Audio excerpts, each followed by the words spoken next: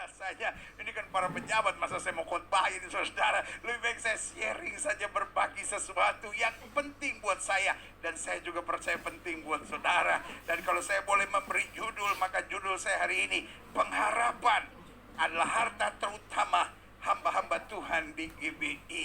Apa artinya? Artinya setelah kita punya iman, maka kita harus punya pengharapan. Apa pengharapan kita? Bahwa Tuhan bela kita, Tuhan kuatkan kita, Tuhan sertai kita, dan Tuhan selalu menyediakan yang terbaik buat kita. Yang setuju katakan amin.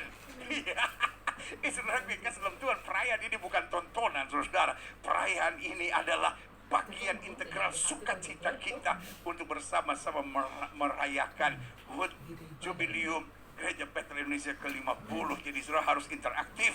Kalau dari mimbar ini bilang amin, saudara bilang amin, haleluya.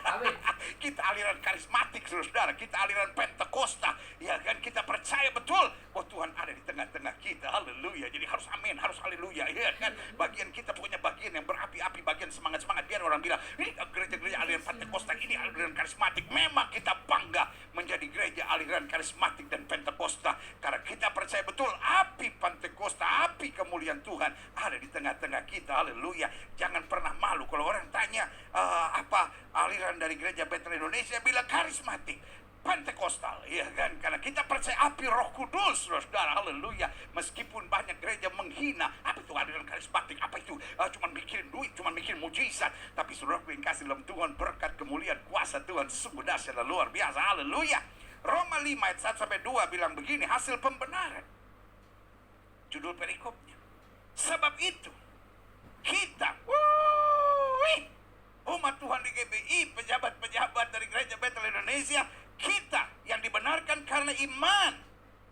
Ini pendeta Yosia sudah banyak kupas tentang iman. Kita hidup dalam damai sejahtera dengan Allah. Bukan berarti gak ada masalah, bukan berarti gak ada persoalan, tapi hidup dalam damai sejahtera dengan Allah. Oleh karena Tuhan kita Yesus Kristus, Dia mendamaikan kita dengan membayar harganya dan sekali salib menghapus surat utang kita. Ayat 2 bilang, oleh Dia, oleh Kristus itu kita juga beroleh jalan masuk oleh iman kepada kasih karunia ini. Di dalam kasih karunia ini kita berdiri dan kita bermegah dalam pengharapan akan menerima kemuliaan Allah. Jadi sebagai kasih dalam Tuhan, wow, ini gereja yang luar biasa. Ini GBI, saudara, ini GBI. Gembalanya tadi pendeta Yosia Bisa Putra, haleluya. Pokoknya GBI adalah gereja yang paling unik, saudara, haleluya, puji Tuhan. Dan izinkan saya mengingatkan buat saudara, ayat ini bilang kita bermegah dalam iman untuk menerima kasih karunia, dan kemudian apa yang terjadi? Kita menerima pengharapan. Bukan berarti kita nggak ada masalah, tapi selalu ada pengharapan. Tapi pengharapan kita bukan pengharapan biasa. Ayat ini bilang pengharapan akan menerima berkat-berkat. No, bukan hanya sekedar berkat, tapi ayat ini bilang pengharapan akan menerima kemuliaan Allah. Nah, makanya saya catat di sini, pandemi COVID-19 buat kita hamba-hamba Tuhan adalah masa yang sangat menggairahkan. Ini sudah bilang, ya tapi pendeta-pendeta GBI aneh-aneh. Maksa COVID ini ditengking-tengking, dihardik-hardik. Hei, sudah kasih dalam Tuhan, saya sudah bilang, kita ini aliran Pentakosta. Jangankan COVID, makan saja. Kita ini pendeta aliran Pentakosta karismatik, tetap bangga dengan itu. Kita makan, saya doa makan dalam nama Yesus, Tuhan berkati makanan minumannya. Kalau ada roh-roh penglaris, kalau ada roh-roh setan, kalau ada roh-roh sakit perut, segala kuman, aku patahkan, aku usir, aku tengking keluar. Memang gitu kayaknya, saudara. Jadi kalau orang kritik-kritik, apa itu? Pendeta-pendeta GBI, dia tengking-tengking COVID. Saudara, gue kasih dalam Tuhan, kita tengking COVID. Bukan karena kita pikir bahwa ini setan apa yang sedang, itu memang gaya kita. Pokoknya apapun yang menurut kita bukan membangun sesuatu yang baik, kita tengking aja dulu, ya kan? Dan kita tahu kalau Tuhan izinkan terjadi, pasti akan menguatkan kita. Yang setuju katakan iya. Nah, tapi buat kita hamba-hamba Tuhan di GBI, masa-masa COVID ini adalah masa-masa yang menggairahkan. Betul, yang pertama adalah masa keprihatinan. Pintu-pintu gedung gereja kita tidak bisa terbuka, tapi kita tetap percaya pintu gerbang sorga masih terbuka luas buat kita untuk menerima berkatnya, kekuatannya, anugerahnya, mujizatnya, dan janji-janjinya. Dia masa keprihatinan, betul.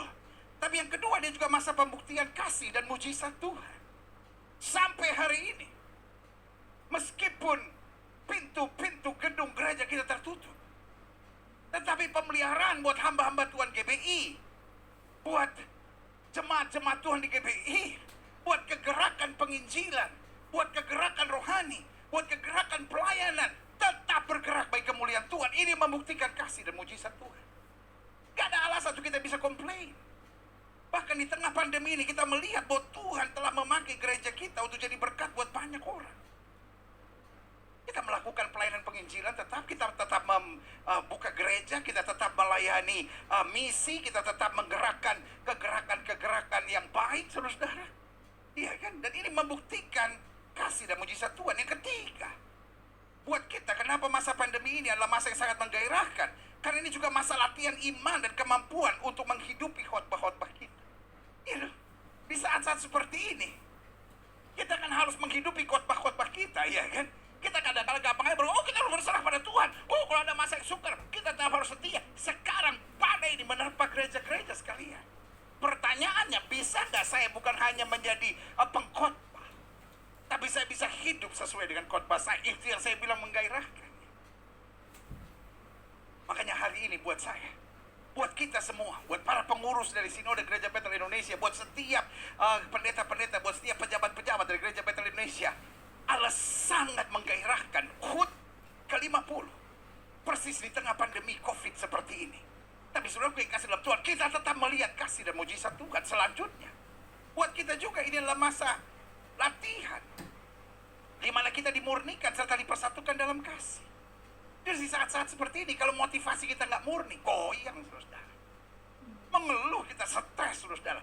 Tapi kalau motivasi kita, yang pilih dan panggil kita adalah Tuhan, maka kita tahu juga Tuhan yang akan bela kita, Tuhan akan pelihara kita, Tuhan akan sertai kita. Pelayanan-pelayanan yang setengah-setengah akan goncang. Pelayanan-pelayanan yang tetap tertanam pada kemuliaan Tuhan, pada panggilan Tuhan, tetap akan kuat dan bertahan. Ada saja mujizat Tuhan. Sebagai gembala jemaat juga, saya mengerti apa yang saudara alami. Tapi saudara yang kasih dalam Tuhan, percaya Tuhan yang memilih dan memanggil kita adalah Tuhan yang setia, yang tetap memberikan yang terbaik buat kita.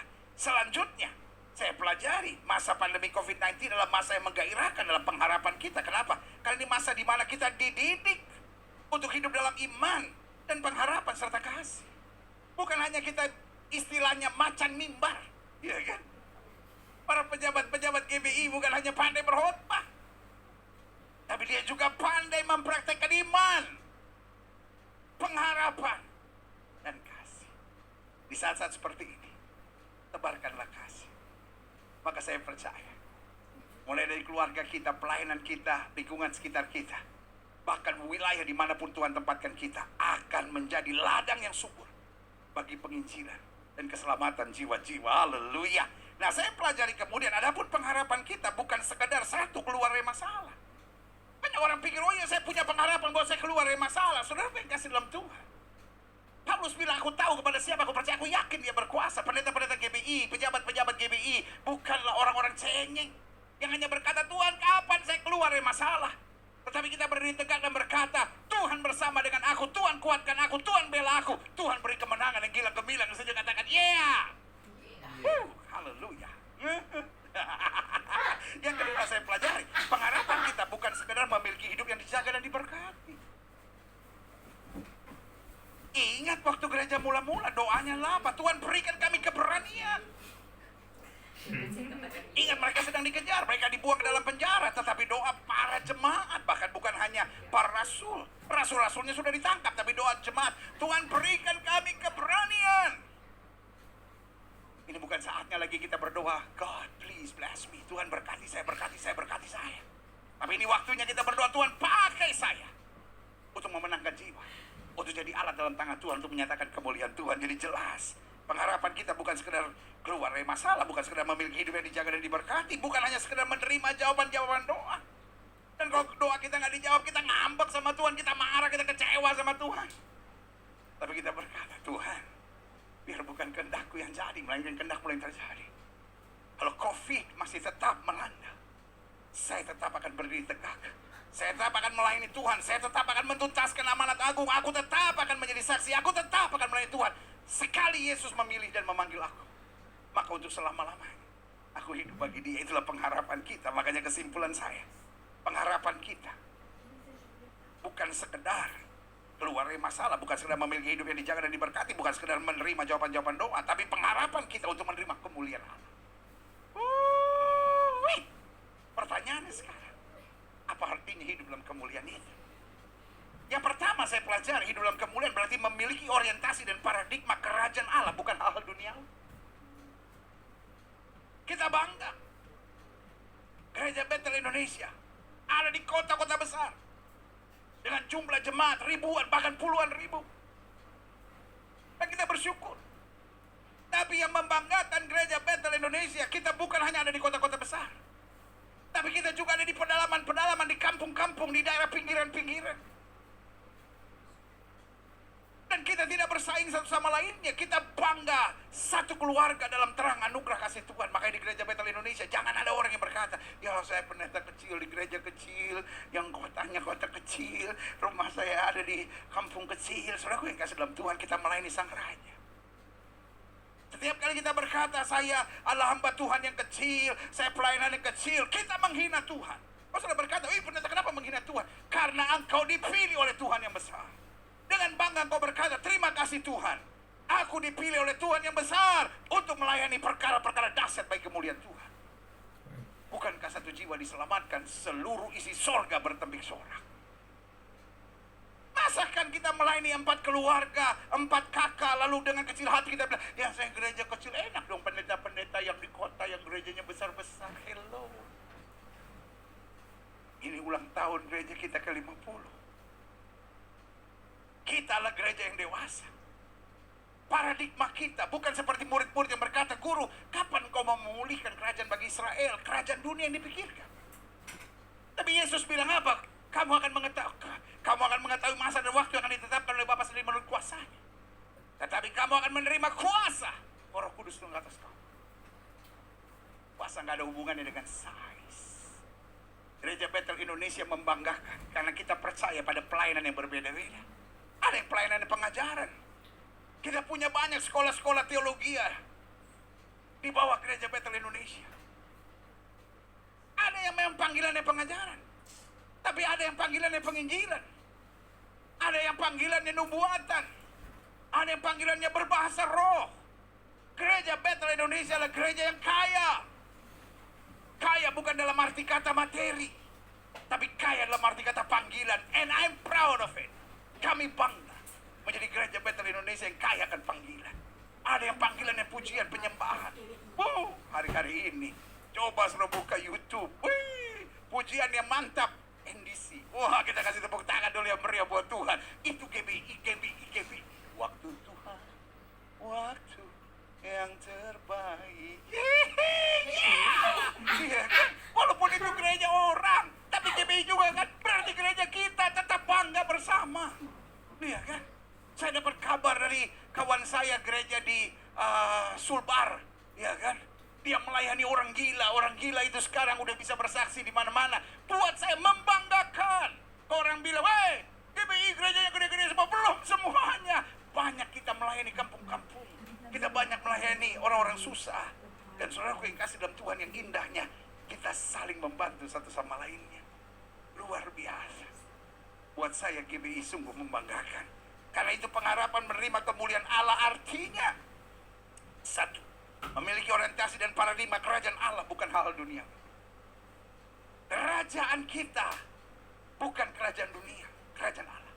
Berarti di dalamnya ada kesatuan, di dalamnya ada saling menguatkan, di dalamnya ada keyakinan, bukan kehendakku, melainkan kehendakmu. Yang kedua, hidup dalam kemuliaan memiliki orientasi dan paradigma mempersembahkan, bukan mengambil keuntungan.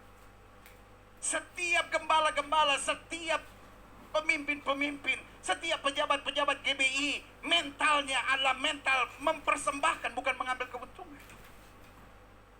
Karena Yesus berkata, terlebih berkat memberi daripada menerima. Biarlah setiap kita berkata, Tuhan, apa yang bisa saya persembahkan? Buat saudara-saudara gereja kecil, tetap bertanya, jangan pernah minta dikasihani. Gereja Betel Indonesia bukan gereja yang cengeng. I know. Ada saudara-saudara yang berat. Tetapi saya mau beritahu, gereja kecil, gereja besar, tantangannya pasti berat. Makin besar gerejanya, makin berat tantangan. Tetapi Tapi kita bukan orang-orang cengeng yang mengeluh. Kita adalah orang-orang yang percaya akan panggilan Tuhan. Seperti saya bilang, kita karismatik, kita Pentakosta. Kita percaya betul di bawah kaki Tuhan ada mujizat yang dahsyat dan luar biasa. Haleluya. Haleluya. Karena itu kita bertanya, Tuhan apa yang saya bisa persembahkan? Mungkin bukan uang, bukan materi, tetapi semangat, tetapi pelayanan, tetapi yang terbaik buat Tuhan. Yang ketiga, memiliki orientasi dan paradigma tanggung jawab, bukan hak. Ya kan? Yesus bilang apa? Cari dahulu kerajaan Allah serta kebenaran, maka semuanya akan ditambahkan kepadamu. Tanggung jawab kita lakukan dengan benar, maka hak akan mengalir luar biasa. Maka Yesaya berkata, hakku terjamin pada Allah. Yang keempat, yang terakhir, hidup dalam kemuliaan itu berarti membawa damai, bukan baperan. Iya kan? Ya, saya banyak masalah, saya tersinggung, masa gereja besar begini, masa gereja kecil begini. Nah, membawa damai. Karena kita berkata, berbahagialah orang membawa damai, karena mereka akan disebut anak-anak Allah. Gereja Bethel Indonesia, selamat ulang tahun ke-50. Selamat merayakan jubiliumnya. Dan waktu selanjutnya, kepada hamba Tuhan yang luar biasa, Ketua Umum Gereja Bethel Indonesia, Dr. Rubin Adi Abraham. Haleluya.